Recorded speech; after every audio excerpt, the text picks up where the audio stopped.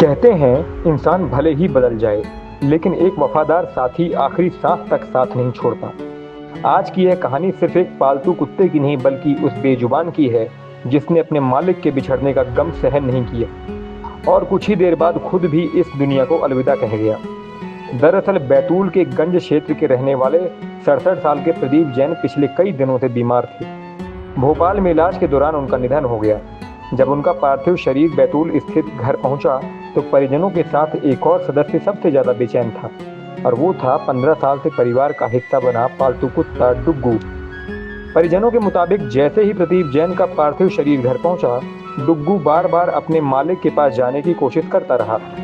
भीड़ और अंतिम संस्कार की तैयारियों के कारण उसे दूसरे कमरे में रखना पड़ा, लेकिन पूरी रात वह बेचैन रहा। वह लगातार दरवाजे की ओर दौड़ता, भौंकता और बाहर निकलने की कोशिश करता रहा। अगले दिन अंतिम संस्कार से पहले परिवार ने डुग्गू को उसके मालिक के अंतिम दर्शन कराए। इसके कुछ ही समय बाद जब प्रदीप जैन की अर्थी घर से रवाना हुई तो डुग्गू घर के अंदर गया, 2-3 चक्कर लगाए और वहीं लेट गया।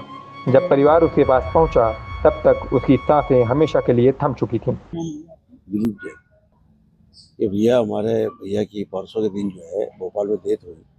उनकी बॉडी लेके हम बैतूल आए। बैतूल आने के बाद में जो हमारा डॉगी था, जो 4-5 महीने से भूखना भूल गया था, बहुत कम भूखता था, वो भैया को देखने के बाद इतना भूख रहा है कि हम लोग ताजुब करने लगे। उसके बाद में रात को भैया के पास ही आने को कह रहा था, लेकिन हमने जब उनको पेटी में डाल के रखा, बर्फ़ की पेटी में, तो वो मचल रहा था भैया के पास आने के लिए, लेकिन मेहमान होने के कारण और पूरा परिवार होने के कारण उसको जाने नहीं दिया। जब हम लोग दूसरे दिन जब उसकी अंत्येष्टि के लिए भैया की तैयारी कर रहे थे, हम वो इधर नहीं आया, आवाज़ तक नहीं किया उसने।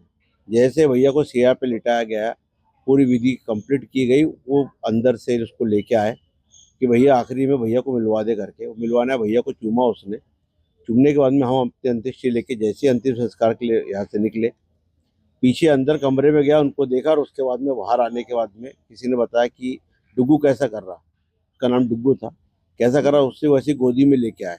तो उसकी हलचल से ऐसा लग रहा था कि अब ये रहेगा नहीं। तो जो हमारा जैन विधि के हिसाब से उसको नमोकार मंत्र का पाठ पढ़ाया गया, पानी पिलाया गया और पानी पिलाने के बाद में उससे भी हाथ पे जो है अपनी जान का निधन हो गया।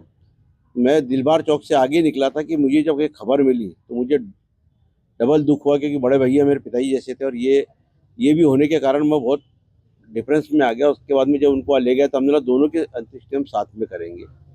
उनकी भैया के पहले अग्नि संस्कार किया, उसके बाद में उनको उनका पूरा कंप्लीट करने के बाद में वहाँ से निकले।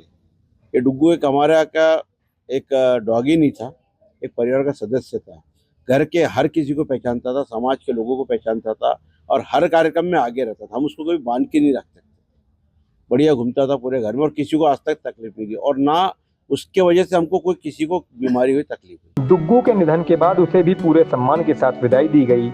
इंसान और उसके सबसे वफादार साथी की एक साथ निकली अंतिम यात्रा का यह दृश्य वहां मौजूद हर शख्स को भावुक कर गया।